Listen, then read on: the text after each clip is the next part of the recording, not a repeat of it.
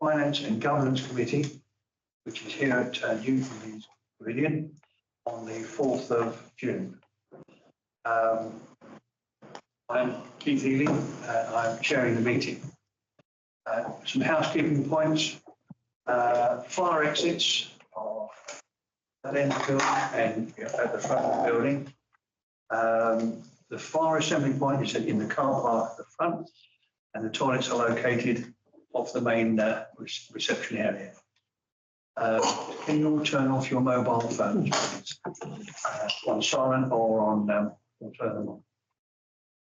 To be aware that the meeting is being recorded, and the recording may be streamed on its social media channels. This one will certainly be it's being recorded and will be sent out later.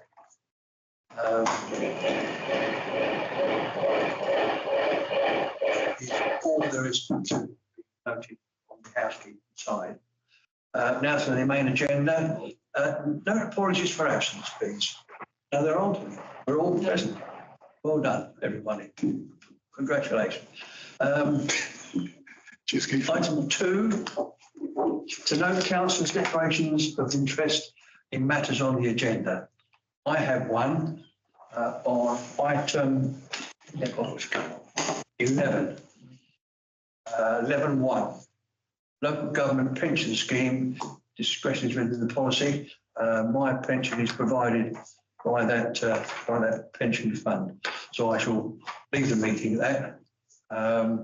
And who's vice chair?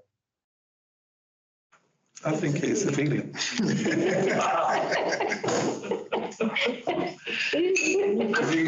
So that item is down to you, madam. Okay, so I'll see how it goes. Thank you very much for that. It's here, so I'll forget that. Item 3, to approve the draft minutes of the previous meeting of the committee. We've all got them. Can I just point out one minor spelling mistake that I realised? It was minute 3. The minute says it as resolved, but the draft it should have been it was resolved. I've got that. Okay, I did change it. You've got it. You've got it, but Have you all got it? Because I got it. I think the one on the system. I've got it on the system and it's corrected. It has been corrected. Okay, I wasn't sure whether it had, so it's obviously been republished. So. Just to let you know that I've got a hard copy tonight because my tablet packed up, so I haven't got one. So that's why I've got a hard copy. So don't think everyone's going to get a hard copy in the future, because they're not. So those wish to approve, should we approve the minutes of our last meeting? Those agreement? Unanimous, thank you. Public speaking time? No? We've had no representations for this. Item 5, to review and comment on any planning applications due for review by Milton City Council. 5.1, 13 Caraccio Crescent. Any comments on that? Comment? No comment. Right. 5.2, Tudor House Western Road. Removal of condition 4. Any comments on that? Easy.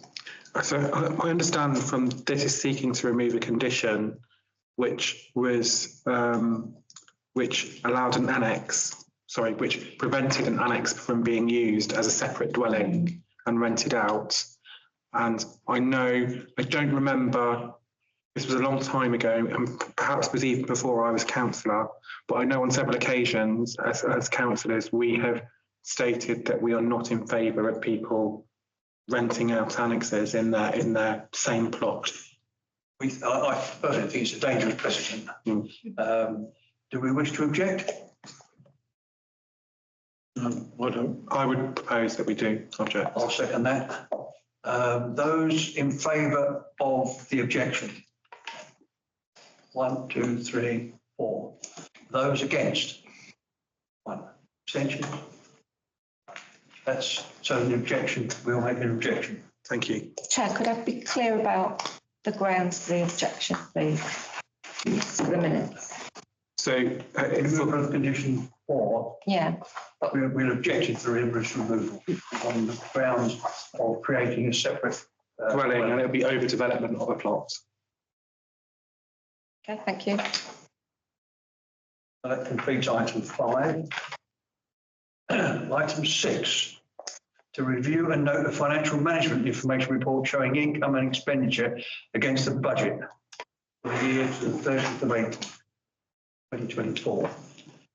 Yeah, I'd just like to say I've got nothing to add. Obviously, we're very early on in the financial year, so no comments to make.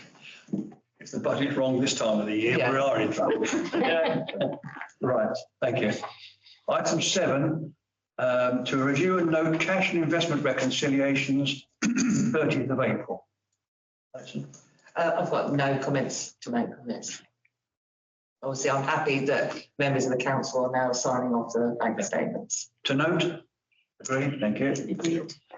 8, to review and note the council's balance sheet as at the 30th of April and to consider any transfers to reserve to be recommended to full council. You've got a separate sheet.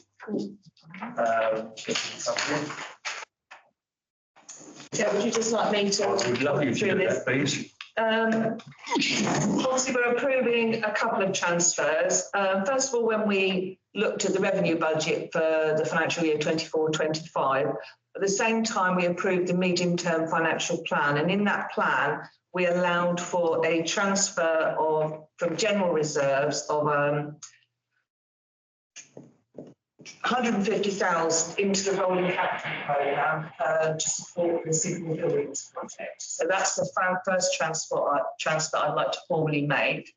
Now, at the last Finance and Governance, it was proposed that the underspend for 2023-24, 50% of that would be utilised in any refurbishment that is tendered for Albert Street toilets. So that equates to about just under 43,000. So those are the two adjustments I'd like to make. One from general, well, they're both from general reserves in effect. So, but to move that into the rolling capital programme. So I'd like to Finance and Governance to recommend that for approval at full council. If Anyone got any comments? I'll recommend. Thank you. I'll second. Agreed. Any other comments before we vote? Those in favour? That's unanimous. Thank you very much. Item 9, to ratify a list of payments made or due to be made to the 31st of May. Over to you again, Alison. no comments to be made. It's nothing. Obviously, we're getting a few more payments in respect of the buildings project, but they're all identified. Okay. Are we all happy with that? Yep. Agreed. Thank you. Item 10, to note and confirm publication of the dates for the exercise of public rights to inspect accounts.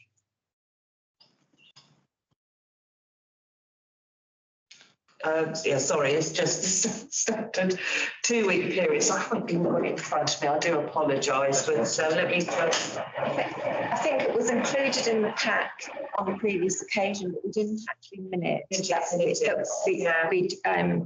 that we'd notified councillors of it. So I think it was added to the agenda just for the sake of completeness, just so that we've got a minute confirming that you approve this notice period, which has been advertised. Yes, which has been advertised, and it's the notice period that was recommended by the external auditors, EKF. So we've used those recommended dates. Good idea. Any comment from anyone? Yep. We're all happy? Yep. Okay, that we noted then. Yeah. Item 11, to review the following policies for recommendation to full council. 1, local government. Right, over to you.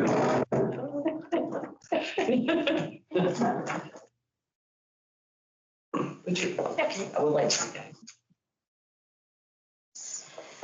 So 1, it's the local government pension scheme, the discretion within the scheme policy. Would you like me to discuss it? Yes. So this is a document that we look at every year. There is no changes whatsoever from last year's policy. It basically identifies some of the the allowances we can and cannot provide for members who need to retire grounds on grounds of ill health or want to retire early. But there's been no policy changes. If members feel as though they would like to, after reviewing the document, feel as though they want to make any changes or recommend any changes, then we will need to put that to the Employment and Policy Committee. Apart from that, it's the same as you had last year. Yes. So I've gone through the discretions and obviously deal with pension discretions for my day job, and I feel that we've got all of the right policies, i.e. we are not seeking to increase voluntarily our scheme deficit. So I think that we should continue to adopt this policy. I just just clarify. So the discretions policy is the discretions policy for us as an employer within the scheme. So Keith's being extra cautious by going out of the meeting because this doesn't apply to him in any way. It's entirely for members of the town council's pension scheme. Yeah. Does it really affect, because it doesn't? No, it doesn't. Policy would not affect him. No, it wouldn't. Only if he'd had been employed by Bletchley and Fenny Town Council at any point, because then it would be a policy. But it only affects employees of the council. Employees, or members of the scheme. I just wanted to make that clear. Bletchley Urban District Council it was. Yeah. Oh, that Keith. Yes, but it wasn't the town council, was it? Okay, so since it's the same policy that we've had last year and we would like to continue, so everybody's in favour of continuing? Yeah. Thank you. I will go and That's law.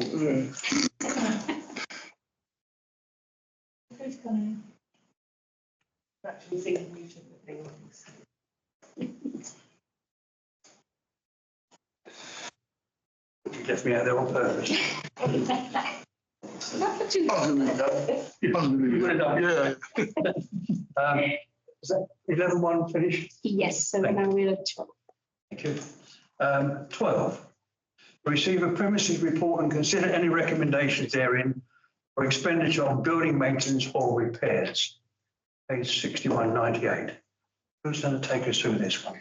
Well, Delia? probably me. Although this report was written at the last moment, members will recall that we've still got some Section 106 spending for this building which hasn't been spent, and the intention was to put a canopy over this space out here, the open space, and we previously agreed to do that, but we've had a lot of difficulties in procuring a supplier who could do that work in a satisfactory way. We did approve a supplier, well, council approved a supplier, and then when the supplier came to to progress the work, actually he'd misunderstood the way the building was structured and it couldn't be delivered. So we've sort of ground to a halt with that particular project. However, the heat in the building is a problem. It's not just outside on the patio, it's also in this building and in the room next door, which you'll have probably noticed from meetings here during the summer. And if you have the windows open, it's very noisy if you're trying to have a meeting. Preschool find it very hot, and we've had complaints from a number of users about the heat in both halls. So rather than lose the funding, we've explored this option, which was recommended by our bookings and facilities officer on the grounds of the complaints she's had about the heat in the building, to see to discuss the feasibility of some sort of air conditioning. We did purchase fans the year before last, and the fans did not really achieve anything except moving the hot air around. I think it's something to do with the way the building was built. So Will has had a number of contractors in to look, and on the basis of asking them what solutions they would propose. So I just think it's important to be clear that we've not gone out to the market with a specification. We asked 3 providers to come and look and propose their solutions. And you can see that they are broadly, they're proposing similar solutions. And Will has put his recommendation at the bottom. So that's the first element of this report. I don't know if you want to deal with that before we go on to Albert Street. Yeah. Ethan? Just going to say, so I'm a key holder for this building, and we have had to turn off, or I turned off the alarm on the fire doors, because what happens during the summer when it's really hot, the people open the fire doors, and then I was getting called by security because the fire door had been opened because they are alarmed. And it was happening all through the summer and disturbing my weekends, so I turned it off. I remember being part of the design for the building, that the contractor and the project manager for the building, Taylor Wimpey, refused to pay for air conditioning as part of the specification, and both this building and the school have this same solution in terms of cooling, but I don't think it really works. And so I think that this is a really good way of spending the money.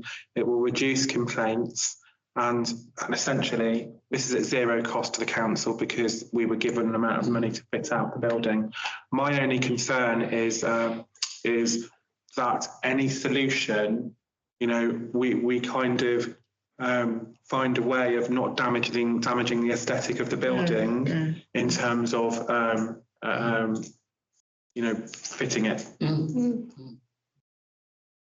Any other comments, anyone? I think we're all, yeah, comment. I'm not really sure how this S106 money works, but if it's not costing us anything, why are we not going for the ACE services, which is doing the whole halls? Does that make sense? Because Clean Air and the other one did not recommend this at all. What they've done is they've recommended evaporative cooling plus aircon in here. So what they're saying is, in the thingy, they want to pump the hot air through a pump through a cold water tank, and then it will fan out the cold air. And I think it's got something to do with the space in there. It's so big that you'd have to have so much. So I think that there's one company that said, oh, we could do air conditioning in there, but the other 2 are saying we recommend evaporative cooling. They've got a different solution for each room, haven't they? Yeah. Which I think is. But all 3 are saying that they can do something. Oh yeah, sorry. Yeah. I get that. It's the same. Spot on. Yeah. I thought it was 3 different halls, and that hasn't got a price tag to it. Sorry. Sorry, I think, I think we've all been aware, even tonight, when windows are open, the noise from the trains. It's sometimes you can't hear what's being said. So I'm very much in favour of the proposal. Can I have a proposer? you can see the recommendation that the officers made in the green box, and the explanation for why he feels that contractor is best. Obviously, it's a matter for you.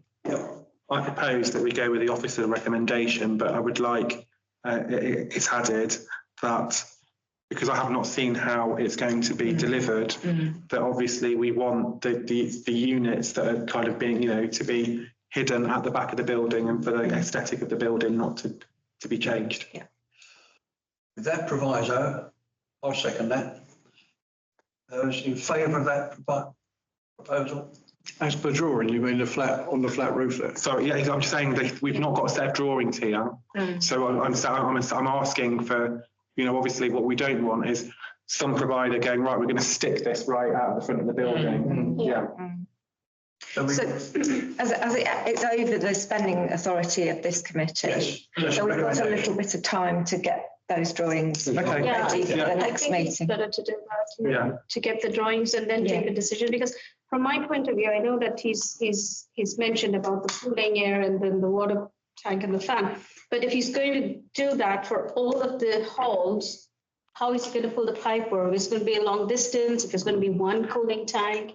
Well, it's only one, it's only that room that's being done with it. So the existing offices Yeah. and the 3 offices over there, They're already they're already air air conditioned. conditioned, yeah. It's just this room and that room that have nothing, and of course the hub hasn't got anything either. But I think that in line of what's just been said, maybe I will change the proposal to go with the officer recommendation to recommend to full council upon receiving a quote from provider number 1 in this list, with a plan of how they're going to the design of how they're going to do it. In other words, we approve the contract number 1, Yeah. subject to detailed design. Yes. Yeah. Yeah. Are we happy with that? Yes. Don't end up with Legionnaires, do you think? No. Well, you're right. Okay. You've proposed it? Yes. I'll second it. Those in favour? That's unanimous. Thank you very much. That's part 1. Part 2, Albert Street toilet refurbishment.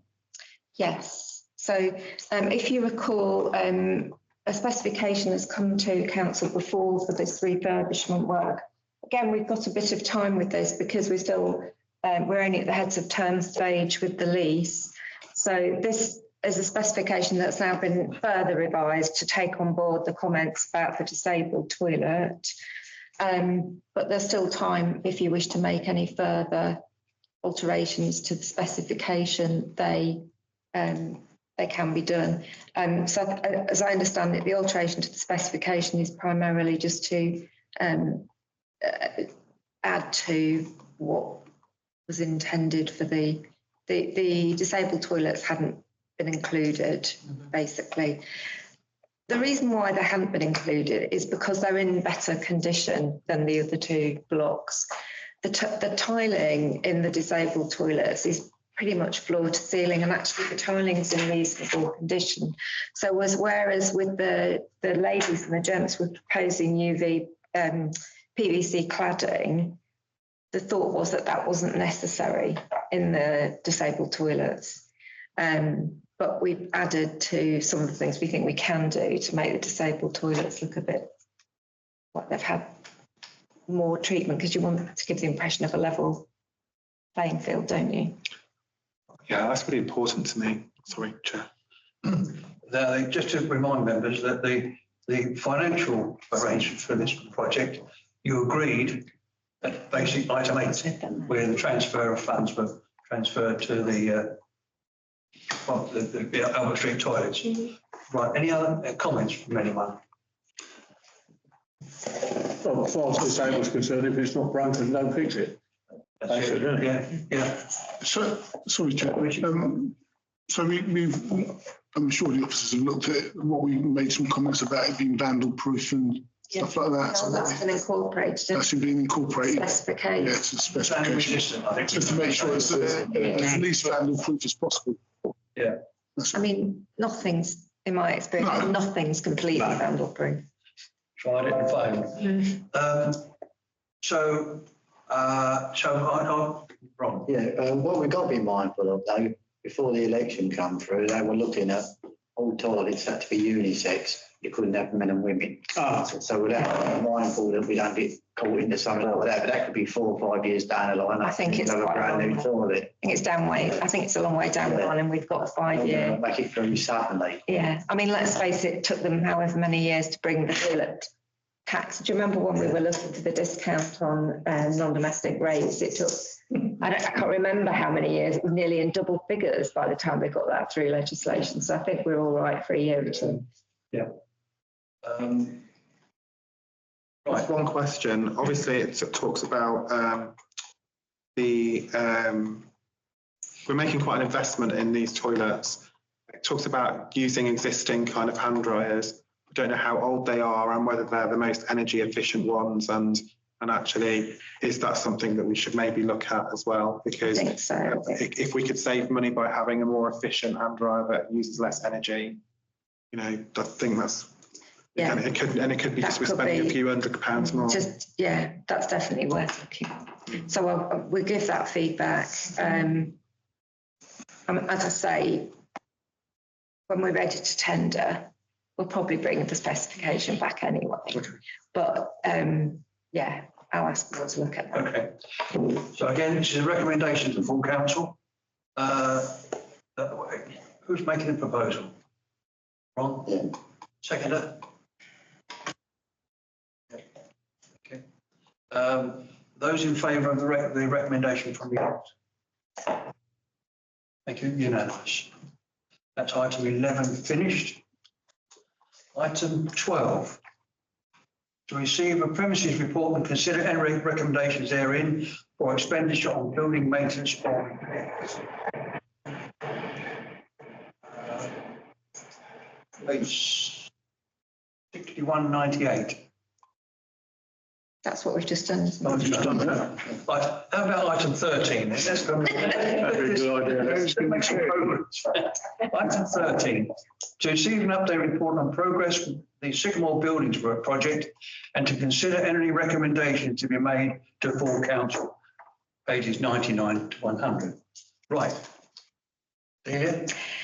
Yes, I haven't really got a lot more to say about this report, really. I mean, I don't know that there are recommendations that you want to make to full council. It's just, it wasn't specified on the agenda in case you did want to make any recommendations. It's basically an update report on the position we're in at the moment. It's unfortunate that there's a bit of a delay with the design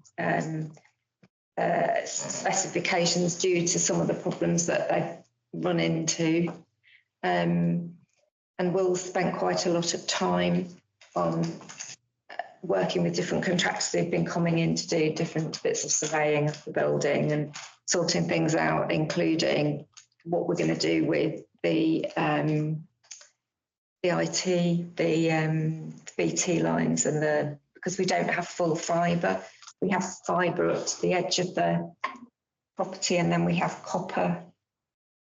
What's it called? I can't remember the name. There's a particular name of the type of line that we have, and obviously further down the line, it might be that we've got to dig new channels at some stage. This would be the time to dig the new channels and go for full fibre with the City Fibre offering, which would, sort of future proof.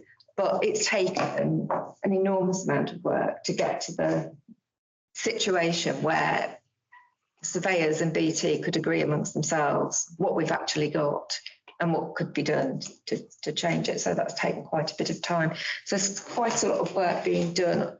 But obviously we're not going to get the detailed costings until a couple of weeks after the design specifications have been completed, because Curry and Brown have got to do the QS work after they've received all those documents. I'm a bit disappointed that that's later than we'd hoped, because I was hoping that we would bring the resolution to Borough to council in July, and we would have the detailed costings at that point, because I'm really concerned that we've not submitted the resolution to Borough. We've not completed the resolution to Borough or submitted the application. We've put in an expression of interest for the Community Ownership Fund, and today Keith and I have been talking again about the landfill funding option, but actually that's really difficult for us at the moment because of the limit of 500,000 on a single project. So we would, if we wanted to secure funding from that, it could be between 2,000 and 100,000 pounds, but the project can only be up to 500,000, and it has to be completely separate. And I don't really see how we can separate any element of the Sycamore project to make it sufficiently discrete for that funding, although Keith's got an idea about the barn, which is something that we could pursue. We couldn't apply for parking, which is another part of the project that we'll need doing at some stage, but is not included in this phase, because landfill won't fund anything to do with parking. just seems a shame to me that the landfill site is wholly within our parish and we can't get the hands on our landfill tax. It just seemed a great shame to me. But I think one of the things that, as I say, Delia and I were chatting about is that if we could isolate the hall itself and say, right, that will be £500,000, £450,000, which will be the limit of what we can apply for under the loan scheme, grant scheme, and make that as a separate part, because it is really, I mean, we've considered, haven't we, council chamber, conference centre. So that is a separate entity to the community centre, or it could be, hopefully, could be considered that way. I think, Chair, that we've got to decide what's going to be most important and what's going to bring back revenue to us. And I think the hall would do that straight away if we've got that done first. Having the council chambers can come afterwards if needed, if you know what I mean. Well, I think when that's another issue, isn't it? That when we receive the detailed costs, you know, things may have changed from our high level costs, and you may feel that you've got to review the project. And if that happens, we may need to go back to square one and do another community consultation, because the consultation was done in February, and you know, it needs to be reasonably close to the submission of the application to borrow. But you know, the council decisions have all been made on the basis of the project as it is, as has been agreed on the drawings. And you know, there's been a couple of minor things that very minor things that have been tweaked, but virtually nothing has been tweaked.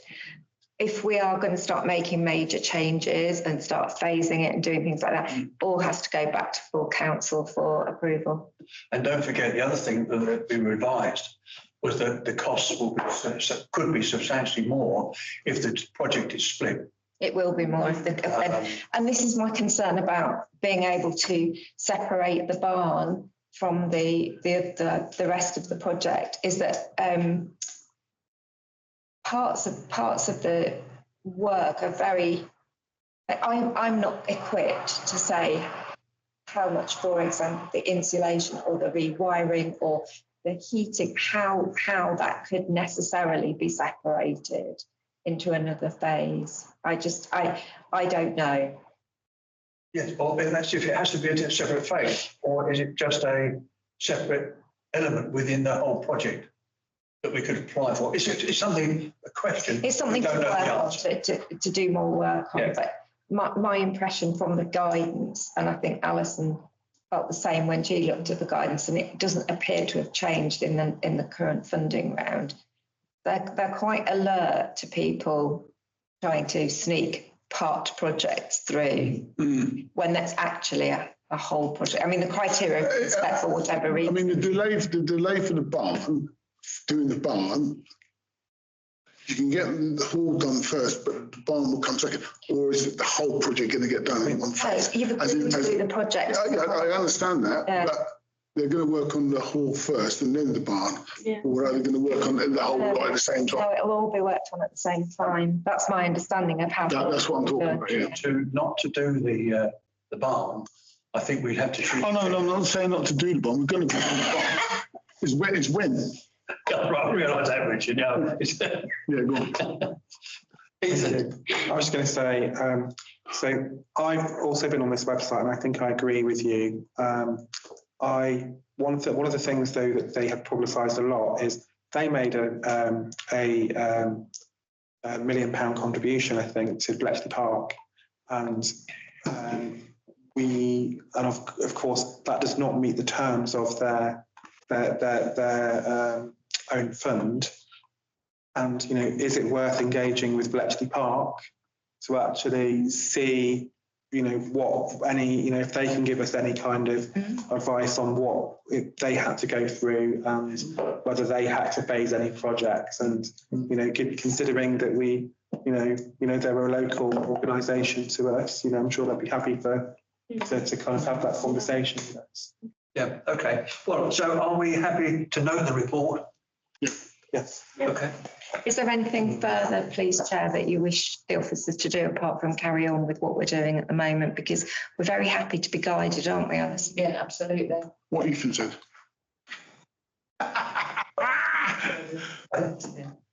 Well, has anyone got any particular points they want to raise? No, but the point that Ethan talked about, having a conversation, Yeah. more than anything else, if that conversation can be had, because there may be something that might come out of it. The same town, why not? Oh, yeah. Yeah. Yeah, absolutely. But with the project itself, we've got the approvals from council to continue to proceed on the basis that we are looking going forward now. The next stage will be the detailed finance and project, and then to final authorisation. Yeah. Well, the next full council is on the 9th of July, and receiving the detailed costings, I think it will be later in July. But is it worth waiting for the resolution to borrow until we've got the detailed costings? Because I just think it's a waste of time if we make that decision on the 9th of June for the sake of a few weeks, much as I want to get it through. But they could be substantially higher. They could be substantially higher than. It's valueless, isn't it? To me, it is. We need the costings, the high level costings. We've been waiting a heck of a long time to get this far. What about revising the schedule timings What schedule? for the project? How would that help us? Just to revise it, I mean, we're talking about, is it going to be happening next year or the year after? Well, that's what I'm talking about, because we did have a timeline at one point in time. the timeline will be amended once we've got the That's what I'm talking because the design, I think part of preparing the design and the schedules for the design, again, the timescale was done at quite a high level in the same way that the costs were done at quite a high level. And with the new information that's coming through from the detailed specifications, it may be that the actual build time itself may change. And cost. Also, materials. Exactly, but also we're now further down the line with where we're up to with the funding and the requests for grants and borrowing. So, I mean, an extraordinary meeting of the full council can be held at any time with just 3 days' notice, if that's what council's minded to do, when we could do that as soon as possible after the 9th of July, once we'd got all the detailed costings. That makes sense. Yeah. I think also he's hoping, that actually from what the data that I've seen in terms of like wages and from the Office of National Statistics, inflation has gone down a lot, and you might even find that the cost of this project has come down. Let's live in hope. It went up, well, if you remember, we were being advised 15-20% on materials, weren't we, at one stage?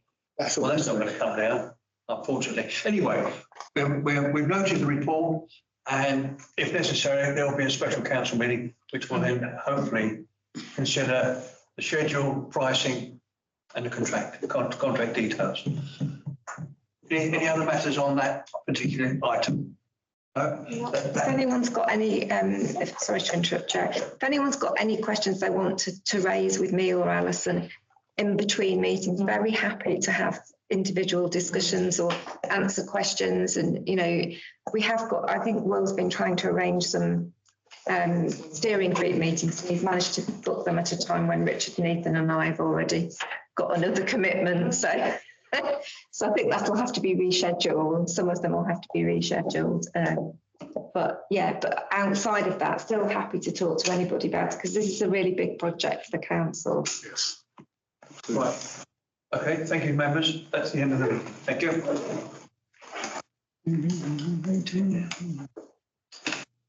Right. That's fine. Not yet. Alison, Before, why don't you put these tables away? Oh, yes. Yes, I need that signed off. That's removing, Axel from Yeah, yeah. No, I didn't. signature. do you need me to sign it? Yes, please.